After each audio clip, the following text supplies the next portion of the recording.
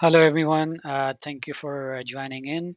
My name is Muhammad Ali. I am a research associate at Harriet Watt University. This talk is about how I'm using a deep learning model in order to characterize the microporous heterogeneities found in multiscale images of subsurface rocks. In this presentation, I will give you a quick background of the work that I'm doing, and I will lay out my goal and objectives. I'll state the problem that I'm trying to solve, and then I will go in a bit details about the methodology that I'm using and its implementation. And finally, I will discuss the results and conclude my talk. So we all well aware of the fact that the CT scanning is one of the main techniques that is used to characterize these subsurface rocks. In this technique, we obtain three-dimensional images from CT scanning, which is then used to perform numerical simulation and as well as for image analysis. And through these simulation and analysis, we try to estimate the absolute and relative permeability of these rock samples, as well as the multiphase characteristics such as the capillary pressure curve and the saturation level at, of these rock samples. One of the biggest challenge in this using these images is the presence of a multi-scale pore, pore distribution, pore size distribution, and the heterogeneity. So in these images, we have the resolved pores on one side and the solid grains on the other side. But in between these two extremes, we also have these unresolved pores, which we also which we are also termed as microporosities. So, in order to incorporate these microporosities in the modeling and simulation framework is quite challenging.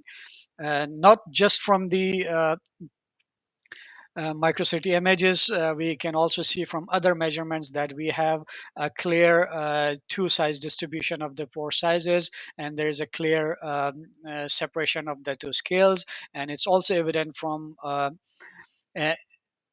images that we take from before and after invading with the fluid, or in other words, we call this the differential images. My primary goal is to address these heterogeneities and to identify and quantify these heterogeneities, and later on use these heterogeneity properties in the further modeling and simulation. So I'm trying to use a deep learning model in order to do that. And problem has been set up as an inverse problem where we are trying to figure out what are the required inputs that would result in the upscale properties. Since we don't have enough data available, so I had to resort to synthetic data. So I generated a synthetic database from synthetic images and flow simulations, and I developed a deep learning model for the prediction of porosity and permeability values of these microporous heterogeneities, as well as the capillary pressure and relative permeability curves. So once we have this 3D scan from the micro CD, this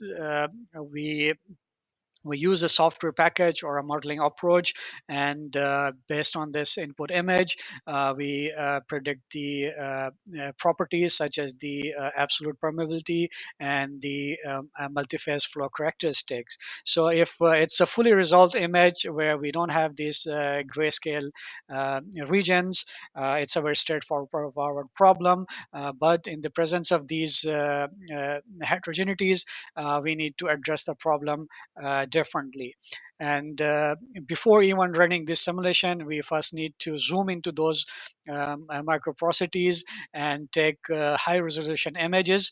And we would assume that these high resolution images will be fully resolved, and use these images to compute the properties of these nanoscale images, and use them further in the modeling. So from these images, we can get the some of the geometric parameters as well as the absolute permeability and the multi-scale flow characteristics of at the nanoscale. And using these properties along with the original geometry, then we can predict the upscale properties. And this could be done either through any physics-based software or any other modeling approach, or we can also implement a deep learning model or AI-based model, which would also exactly use the same inputs and predict the same outputs. So in this case, the deep learning model would act as a surrogate model. And but the biggest question is when if these nano images are not available. So if we don't have these images, then we cannot run simulations at that scale, and we will ultimately won't have these required input properties which are necessary for the simulation at the next scale. So this is where I'm trying to use the multi-scale, the AI-based models, where instead of predicting the outputs, I'm going to reverse it and use the already known outputs and try to predict the inputs, which then can be then later on used in the other modeling software. So when we use the deep learning model in this fashion, it's no more a surrogate model. Rather, this will become an inverse model.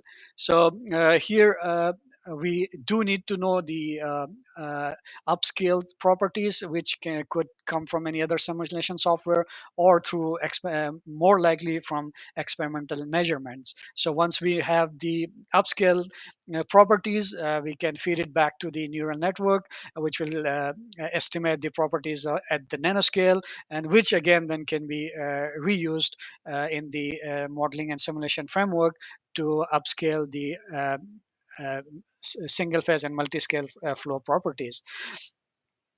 So that's the basic aim of this work, that in the absence of these nanoscale images, how can we tackle this problem? So these CT images that I've generated has four different phases: the solid and the grains, solid grains and the pores, which are the obvious ones. But I have added two microprocesses to these images, and each of these phases has certain parameters associated with it, including the porosity and permeability values. And on the top of that, we also have the total permeability based on the simulations using these input parameters, and also the multiphase flow characteristics in the form of capillary pressure and relative permeabilities, which are always presented as a function of the saturation levels.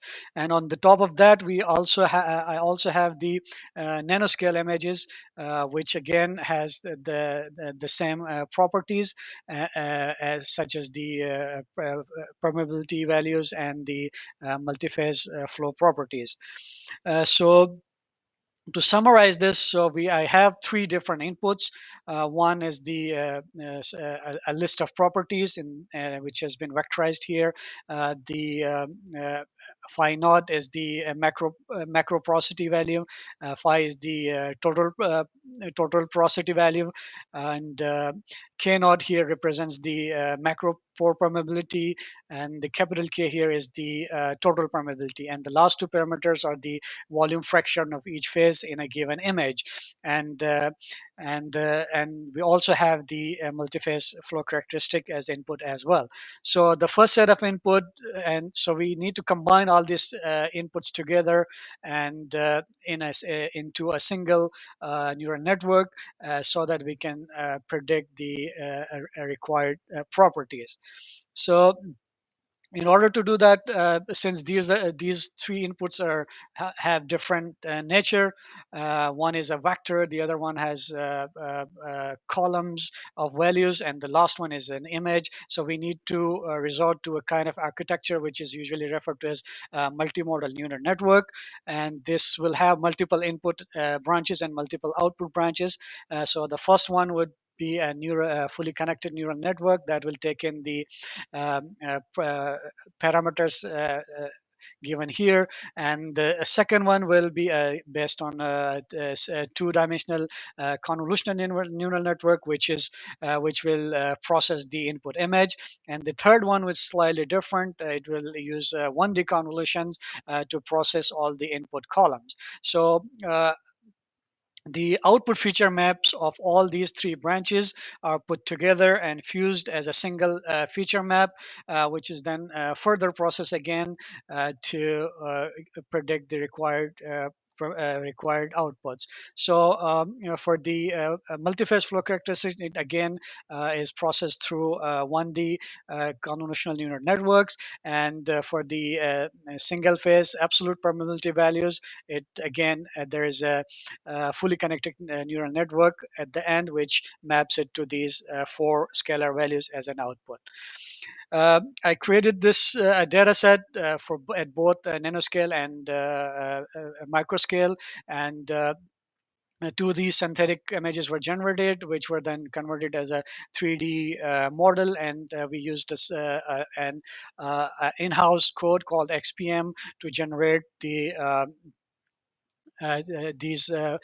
data set.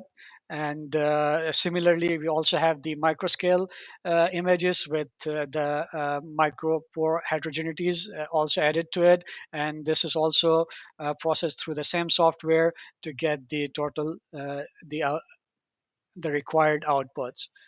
Uh, so this is the data generation step, and now I will move on to the some of the results. So here's the comparison between the input, the predictions of the neural network, and these results show the porosity and permeability values. And so at the first glance, it appears like not really promising. There are several reasons for it, because to start with, there could be non-unique solutions that for a given total permeability values, there might be multiple combinations which could result in the same values. And more accurately, this is not actually a right comparison. Rather, we need to recompute the total permeability using these inputs, and which I will discuss in the later part. So, and the next phase is the multi-phase flow properties predicted from the neural network, and this is a lot more promising than the single phase properties. The first three column figures here shows the saturation levels for each parameter, which are very quite good, in agreement with the actual values. And the three plots below here are the capillary pressure and the relative permeability values. So if we look at the curves, they're also very close to each other, except for some irregularities here and there. And here are some more examples for the. This is only showing the values for the curves for the drainage process, and for the imbibition, I have very similar results for the saturation levels, and as well as with the capillary pressure and the capillary curve and the relative permeability curves. And here again is a qualitative comparison of these curves and several examples for the both micro porous phases. And so the actual test is when we rerun the simulation based on the input from the neural network. So and based on these inputs, and we need to keep the original image as it is, and we want to see if we can get an agreement with the final output of the from the simulation as well. So here is the values for the permeability. It's quite well agreed. There's a well agreement between the newly calculated probability values and the original ones. And here are some examples of the calibration and relative probability in both drainage and imbibition. And you can also see that despite that the lack of real-time data, it's still predicting quite well. Here are further more examples. And so yeah, in conclusion, I have set up an inverse problem to tackle a very complex physical problem. And one of the key takeouts from this results is that there could be a possible combinations, multiple combinations for the solutions. And the future work would be to to extend it to 3D geometries as well. And at the moment, I have restricted the whole model to only two microporosities. That could also be increased, and more porosities could be involved as well. Thank you so much for your time. If you have any questions, please ask in the comments. And I would like to thank the sponsor